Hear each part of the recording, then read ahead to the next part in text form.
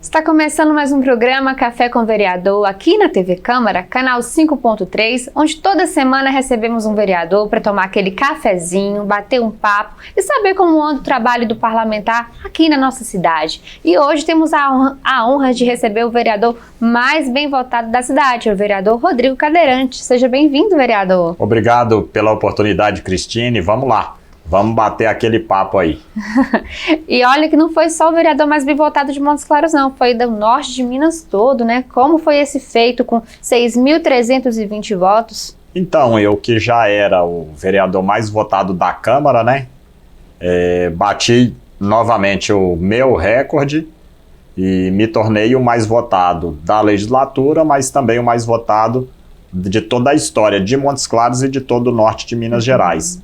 Numa campanha muito difícil, onde passamos até por algumas sanções por parte da Justiça Eleitoral, sim, que de uma maneira um tanto absurda e arbitrária, me proibiu de pedir votos na última semana das eleições, da única forma que tenho para pedir votos, usar o único recurso que o meu corpo me proporciona, que é a minha voz. Então, proibiram de sair na carretinha, que é o meu meio de locomoção, sim, mas esqueceram de combinar com a população.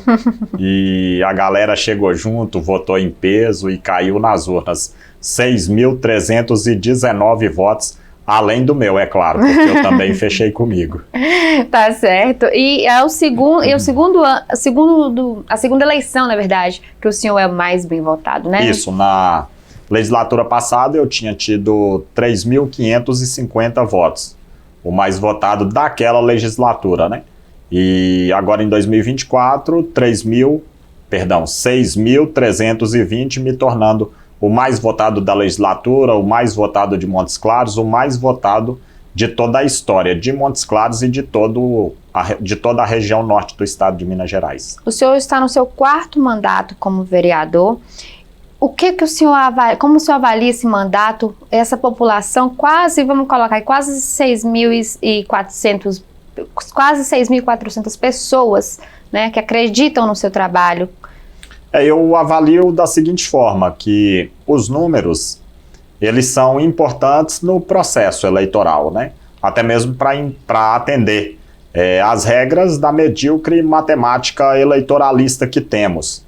No entanto, para mim, quando eu olho para aquele diploma lá na parede do gabinete, que diz que eu sou o vereador mais votado de todo o norte do estado de Minas Gerais, que é o 2º maior colégio eleitoral, sim, do país, eu não vejo números, eu não vejo apenas recordes, eu vejo o tamanho da responsabilidade que tenho pela frente. Responsabilidade essa que acredito eu não estar decepcionando aqueles que confiam. Vale lembrar que na minha 4ª eleição consecutiva para vereador, disputada e vencida, sempre aumentando a votação. Foram 1.721, depois 2.081, depois 3.550 e depois 6.320. Então, praticamente dobrou, né, o último. Acredito que eu consigo corresponder a toda essa expectativa. Tenho que me esforçar muito, mas a gente acredita em um Deus justo que dá direito à colheita àquele que faz o plantio, e a gente acorda todo dia falando assim, vamos embora plantar. Bem, quem conhece ou acompanha o trabalho do vereador sabe que ele não tem papa na língua, não. Hoje eu tô até aqui meio assim. Tá preocupada? Fica tranquila que não vou brigar contigo, não. Vamos brigar com o CEMIG, com o Copasa, com o governador do estado. Uma das brigas que, vamos colocar, se não for nem briga, foi um preconceito que o senhor enfrentou, foi o grau, né? Um lugar para o grau. O que é o grau, vereador? Bom, primeiro, antes de qualquer coisa, a gente tem que entender que o grau, as manobras radicais em motocicletas e bicicletas na rua, no trânsito, é crime previsto no Código de Trânsito Brasileiro, sim, que é a lei federal que rege sobre a regulamentação em vias públicas. E esse eu não defendo. Grau na rua é crime e jamais terá meu apoio. No entanto, no espaço próprio, com os praticantes devidamente equipados, praticando com responsabilidade, é um esporte como outro qualquer que deve ser incentivado. Vale lembrar que a Federação Nacional de Motociclismo já reconhece o grau como esporte. Vale lembrar que no Senado Federal já tramita o reconhecimento do grau como esporte em todo o Brasil. E diversas cidades do país já reconhecem o grau como esporte no perímetro municipal. Vale lembrar também que o Comitê Olímpico Internacional já avalia a possibilidade de inclusão do grau como modalidade esportiva olímpica para a próxima ou para as próximas edições das Olimpíadas. E o que há sobre esse esporte é muito preconceito, é muita discriminação. A diferença, eu costumo citar esse exemplo que é bem emblemático, a diferença entre o grau e o motocross é apenas o tipo de pista e o tipo de moto. São manobras radicais da mesma forma. Agora é claro que o cidadão não pode sair empinando moto no meio da rua praticando grau, da mesma forma que o praticante do motocross não pode sair saltando meio fio, saltando os canteiros da avenida sanitária, né? Então eu defendo o grau praticado lá na pista própria como modalidade. Além dessa diferença entre o tipo de moto e o tipo de terreno, tem a diferença mais importante, e essa eu considero que é um fator principal até para se aumentar o preconceito a essa modalidade, que é a classe social e financeira de quem pratica. Porque uma moto, para praticar um motocross, não é baratinha não. Todos os equipamentos não são baratos não. Já o grau, às vezes o servente de pedreiro que usa a sua motoca, que comprou de 5 mil, 6 mil reais, a prestação, é nela que ele manda suas manobras, é nela que ele pratica o seu esporte. É um hobby, né? Mas vale lembrar que o grau também tem a modalidade de bicicletas motorizadas e também bicicletas. Então, às vezes, o cara que usa a sua bike para ir vender coxinha no final de semana no parque municipal, ele só tem ali aquela bicicleta como forma de praticar o seu esporte. Às vezes ele é ruim de bola, igual eu era quando eu era pequeno, então ele vai andar de bike. Eu vi algumas fotos do senhor de bike, de bicicleta. O senhor também praticava? Mountain bike. Eu cheguei a correr etapas do Campeonato Mineiro de mountain bike, né? Era o meu esporte favorito antes de ficar doente. Então essa minha luta para a construção da pista do grau não é apenas uma luta por uma obra de concreto, de cimento. É claro que essa é importante para as pessoas usarem, mas é uma luta também contra o preconceito e a discriminação desse esporte, que sofre muito preconceito e discriminação. E repito, grau na rua é crime e jamais terá meu apoio, mas lá na pista própria é um esporte como qualquer outro que deve ser incentivado. Onde vai ser essa pista? Já tem um lugar? Sim, as obras já começaram, a pista será construída lá nas proximidades do aeroporto, entre o aeroporto e a BR no anel rodoviário. Para quem sai ali no leite na pista, virando à direita, voltando, né, sentido Exército. E a gente escolheu essa área justamente porque é uma área que, na lei de regulamentação de uso e ocupação do solo, ela não prevê comércios e nem residências no local. Entendi. Então, uma coisa que as pessoas reclamam muito também, e com razão, porque ninguém quer ficar escutando moto barulhenta na rua de casa durante a madrugada. Sim. Então, é que nós escolhemos esse espaço afastado da cidade e lá o barulho também não vai incomodar ninguém. Eles vão disputar barulho lá com os aviões do aeroporto. Na tribuna, vereador Rodrigo, o senhor sempre cobra e luta sobre o transporte escolar, o transporte coletivo, na verdade, de qualidade para as pessoas. Em uma dessas brigas, o senhor até chegou a ganhar causas judiciais. Na verdade, o que me trouxe para a Câmara Municipal foi justamente essa minha luta em favor do usuário e também dos funcionários das empresas de transporte coletivo de Montes Claros.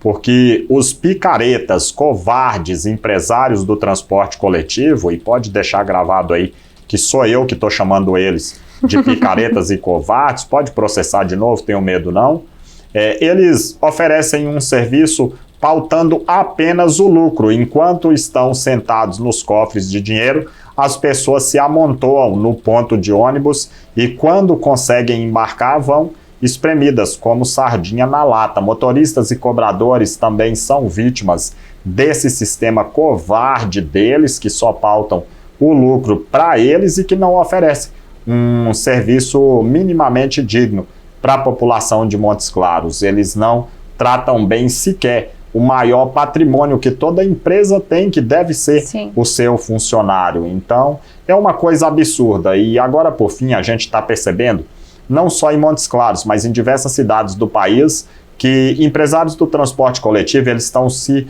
organizando muito bem, a estratégia deles, juridicamente, para fazer o enfrentamento aos municípios, né? Às municipalidades, quanto aos contratos, encontrando brechas, cuidando de criar subterfúgios para não cumprir o que está acordado no contrato. E aí, por muitas vezes, estão ganhando na justiça e os serviços de transporte coletivo na maioria das cidades do país continuam dessa forma que são prestados, uma verdadeira porcaria. Vereador, temos muito assunto ainda para falar. No segundo bloco, a gente continua com esse bate-papo aqui. Vamos agora para um breve intervalo e logo mais voltamos para poder continuar aqui com essa entrevista com o vereador Rodrigo Cadeirante no programa Café com o Vereador.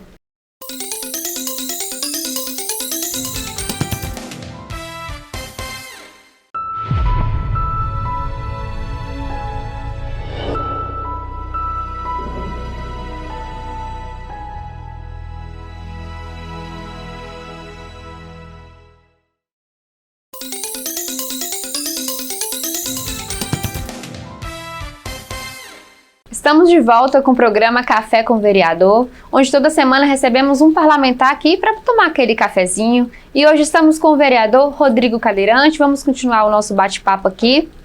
Rodrigo, uma questão aqui que o senhor sempre está na tribuna também questionando é a BR-135, questão dos pedágios. Então, a rodovia 135... ela foi construída com dinheiro público. Em meados de 2001, 2002, por ali, ela foi reformada com dinheiro público, ou seja, a população pagou para construir, pagou para reformar e naquela época precisava de melhorias na BR, Sim. Mas aí, há algum tempo atrás, decidiram privatizá-la, cobrando um valor absurdo e dando prazo para a empresa que venceu a licitação, que venceu o contrato, fazer as melhorias na BR. Qual o resultado disso? Nós já estamos aí com 5, 6 aumentos consecutivos no valor da tarifa, pagamos por ela, para passar nela, uma das tarifas mais caras de pedágio de todo o Brasil, e até hoje as melhorias prometidas ainda não chegaram. Vale lembrar que já melhorou muita coisa, isso aí é fato, ninguém está questionando as obras que já foram feitas, mas vale lembrar que as pessoas estão pagando já há muito tempo. E a empresa que administra a 135, ela é envolvida em fraudes em diversas outras cidades do país, inclusive já foi condenada a devolver dinheiro público para os cofres do Estado, né?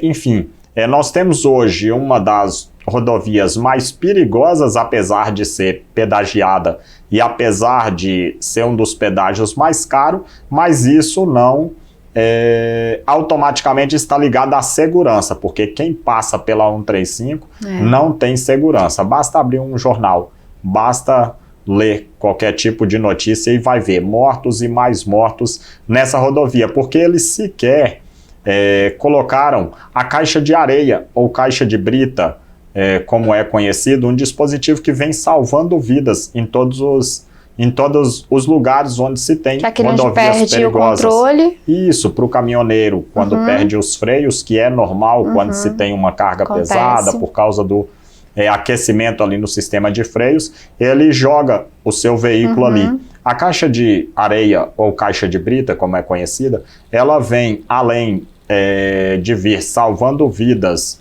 em diversos lugares, ela vem salvando também o patrimônio das pessoas, que também é importante, Claro. que muitas vezes significa uma vida inteira de trabalho, né? Mas Sim. aí o grupo italiano que administra a BR prefere ficar sentados todos em cima dos cofres abarrotados de dinheiro do que investir em segurança na via. Então, O senhor recorda o valor que está o pedágio? Aumentou recentemente para R$10,20 lá para veículo pequeno. Uhum. O senhor tem algum receio que se privatizar a 251, a BR-251, aconteça a mesma coisa? Na verdade, se os governantes entendem que a solução é privatizar, tudo bem, a gente aceita. Afinal de contas, os governantes são eleitos democraticamente e, pelo menos, espera-se que eles reflitam em suas atitudes a vontade da população.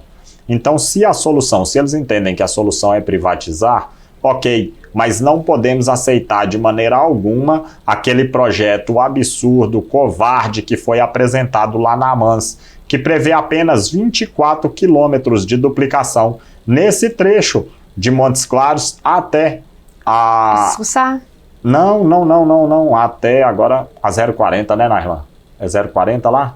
Peraí, perdi. Aí vocês vão corrigir isso aí. 35 ou 251? Não, a 251, ela fecha lá na Rio Bahia. Como é o nome da Rio Bahia? 116, é 116. Então, vou falar Bora de lá. novo o receio, tá? Não, aí eu já mando Tá. aqui, só para edição. Vai. Um dos receios que o senhor tem... Vou repetir aqui. Bora. O senhor tem algum receio de privatizar a 251 e acontecer a mesma coisa com a 135? Na verdade, imaginamos assim, que as pessoas votam nos deputados, nos governantes e que a atitude deles se reflita, ou pelo menos deveria refletir na vontade da população. Então, se eles acham que a solução para 251 é privatizar, ok. O que a gente não pode aceitar é um projeto absurdo como aquele que foi apresentado na AMANS, e todo mundo lá batendo palma. Eu peguei o microfone, já disse logo, olha, se ninguém tem coragem de falar, deixa comigo que eu falo, porque o projeto é covarde, é absurdo, não vai resolver o problema da 251 quando se prevê apenas 24 quilômetros de duplicação. Eu estou dizendo isso de Montes Claros até a 116, até a Rio Bahia. Nós temos um trecho aí de 290, 300 quilômetros, mais ou menos, acho que mais um pouco, e apenas 24 quilômetros de duplicação. Esses 24 quilômetros não contempla ainda os dois pontos mais críticos, que são a Serra de Salinas e a Serra de Francisco Sá, que juntas somam quase 30 quilômetros de serra. Esse projeto ele é tão absurdo que ele não prevê um centavo sequer de investimentos entre Montes Claros e Francisco Sá, que curiosamente é a parte da BR onde o asfalto está mais ruim, inclusive derrubando motoqueiros, causando diversos acidentes diariamente. Infelizmente, a BR-251 ela é uma rodovia mortal, ela é considerada a rodovia da morte, e os mortos da 251, os familiares que perdem ali seus entes queridos, estão servindo apenas como número nos caderninhos de políticos, de politiqueiros, de grandes empresários, para justificar esse projeto absurdo que estão tentando empurrar goela abaixo na população norte-mineira, e por que não dizer na população brasileira, porque boa parte da carga, da produção de todo o país é um entroncamento ali, passa por lá. Montes Claros é o segundo maior entroncamento rodoviário do país. E o projeto é tão absurdo e está cheirando tão mal, tanta coisa escusa por trás dele, que a contagem volumétrica da quantidade de veículos que passam por lá, que vai impactar diretamente o preço do pedágio a ser cobrado nas 9 praças, repito, 9 praças que estão previstas no projeto. Essa que seria contagem, de Montes Claros até onde? Até a 116. Até a 116. A contagem volumétrica dos veículos que por ali passam, que vai impactar diretamente no valor do pedágio a ser cobrado nas 9 praças, ela foi feita em julho de 2021, no pico da pandemia, quando menos veículos passavam por lá. Isso, consequentemente, vai aumentar, vai majorar e muito o preço a ser cobrado, a ser pago pelo cidadão, com dinheiro do seu suor, com dinheiro da produção. Então, a 251, que é uma rodovia para alavancar o progresso, para alavancar o desenvolvimento dessa região, que é uma das regiões mais ricas do país e, ao mesmo tempo, mais pobres por falta de investimento, ela, infelizmente, continua sendo uma rodovia mortal e depois desse pedágio implementado da forma que querem implementar, continuará sendo, infelizmente. Na sua visão, qual seria uma possível solução para poder melhorar? A mudança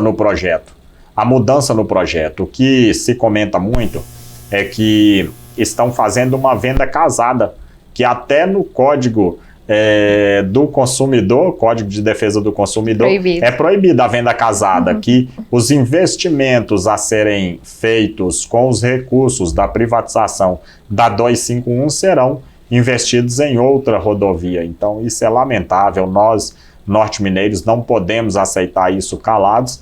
Eu sou apenas, por enquanto, um vereador aqui numa cidade do norte de Minas, mas calado diante dessa covardia, diante dessa pauta que tanto prejudica, que tanto assola, que tanto angustia os norte-mineiros, eu não vou ficar aí. Conforme eu venho repetindo, cala a boca já morreu, calado não vou ficar não. Agora é fiscalizar, vamos ver como vai ser o andamento desse projeto. É necessário que nossos ilustríssimos, digníssimos e excelentíssimos deputados, eles assumam o seu papel. Infelizmente, uma crítica que eu tenho feito, claro, com exceções, mas os deputados aqui do norte de Minas, eles têm minimizado o próprio trabalho, a sua própria atuação a simplórios despachantes de emendas. Então, deputado, aqui no norte de Minas, a grande maioria, com exceções, é claro, eles só aparecem de 4 em 4 anos entregando canos e caixas d'água. Vamos falar um pouquinho da sua atuação na zona rural, distrito de Aparecida do Mundo Novo, onde o senhor foi criado, onde o senhor passou boa parte lá, sua mãe ainda mora lá? Sim, Aparecida do Mundo Novo é o distrito mais distante do centro da cidade. Tá quantos km daqui, mais ou menos? Onde a minha mãe mora, a quase 100 quilômetros daqui do centro da cidade. Inclusive, estava lá ontem. E lá é um distrito um tanto populoso, acredito que com a elevação de Pedra Preta e de Canto do Engenho, que se discute aqui na Câmara a distrito, Aparecida do Mundo Novo ainda fica como um dos mais populosos do município de Montes Claros. E sempre ficou abandonado pelos políticos. Os mesmos de sempre que apareciam lá com caminhão-pipa cheio d'água nas vésperas das eleições para criar o seu capital político e não tinha coragem de resolver o problema do abastecimento de água. Então, o nosso mandato abraçou aquele distrito, primeiro, porque eu gosto muito de lá, porque eu tenho as minhas raízes fincadas ali.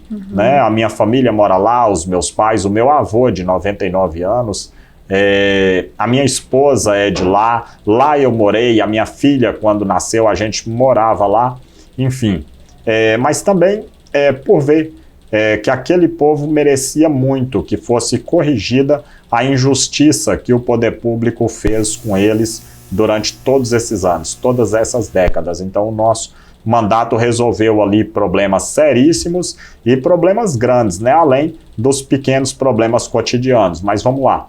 Por lá a gente resolveu a questão do acesso à ligação asfáltica de São Pedro a Aparecida. O ex-prefeito Humberto Souto atendeu o meu pedido e lá foi o primeiro distrito que teve a obra concluída. A gente tinha a ponte de ligação de São Pedro a Aparecida sobre o rio Canabrava, que também foi feita ali uma ponte de alvenaria, porque eu não aceitei mais as repetitivas reformas na antiga ponte de madeira, que nunca resolvia o problema. A gente tem o problema do abastecimento de água. Hoje a gente conseguiu implementar por lá a Copasa, né, que com todos os problemas ainda está muito melhor do que era antes, quando o distrito precisava ser abastecido com caminhão-pipa, a gente conseguiu pavimentação asfáltica para quase todas as ruas do distrito, acredito que já 78% do distrito esteja pavimentado. A gente conseguiu academia ao ar livre, foi a primeira academia instalada na zona rural. Eu consegui levar o PROERD, o Programa de Erradicação das Drogas da Polícia Militar, também foi o primeiro distrito. Foi o primeiro distrito a ter toda a iluminação trocada por lâmpadas de LED. A gente conseguiu por lá ambulância com motorista 24 horas à disposição da população, né? Tratores, todo esse fomento, todo esse incentivo também para a agricultura familiar. E agora, nesse momento, está sendo construída lá uma creche padrão pró-infância, que também foi fruto das minhas emendas impositivas aqui na Câmara Municipal de Montes Claros, e uma quadra coberta. Bem, vereador, que bom que o progresso está continuando aí. Agora, deixa um recadinho aí para os seus eleitores, para a população de Montes Claros, o que pode esperar desse ano? Então, nós estamos ainda iniciando, né, o 4º mandato consecutivo de vereador. Eu que não prometi nada durante o período eleitoral, passadas as eleições, agora tomada a posse e iniciando o 2025, eu prometo para a população que pode esperar de mim o mesmo batidão, o mesmo empenho, a mesma garra, a mesma dedicação, quase matando os assessores também de tanto trabalhar, mas podem esperar de mim esse mesmo empenho como se eu tivesse lá no meu primeiro mandato, né? A gente acordar todos os dias com o pensamento de que hoje a gente tem que entregar um pouco mais do que entregamos no dia anterior. E amanhã vamos entregar mais do que hoje. Então esse é o lema do meu trabalho, é o lema do meu mandato, é dessa forma que eu cobro e incentivo também a minha equipe. Rodrigo, muito obrigado pela sua participação. Deixe um recado para a população. Eu que agradeço o convite de estar aqui com vocês. Para mim, esse convite soa como uma convocação e sempre que chamar, estarei presente. Eu que não prometi nada durante o período eleitoral, e essa é uma característica minha, agora, iniciando esse 4º mandato de vereador, no início dos trabalhos aqui em 2025, eu prometo a mesma garra, a mesma determinação, o mesmo empenho, para não decepcionar cada um dos 6.320 eleitores que confiou no nosso trabalho. A gente sempre pensa quando amanhece o dia, e aí eu digo eu e a minha equipe, por isso eu falo a gente, que a gente deve entregar hoje um pouquinho mais do que entregamos ontem e um pouquinho menos do que planejamos também entregar amanhã. E é nesse batidão que a gente vai, e aproveito para pedir a galera aí também para seguir nossas redes sociais. Digita lá no Insta, @Rodrigo Cadeirante, e vai acompanhando o nosso trabalho. Eu gosto muito também de ser cobrado, de ser criticado. Muito obrigada mais uma vez pela sua participação, e a você que nos acompanhou até agora, obrigada pela audiência, e te encontro no próximo programa Café com Vereador aqui na TV Câmara, no canal 5.3. Até lá!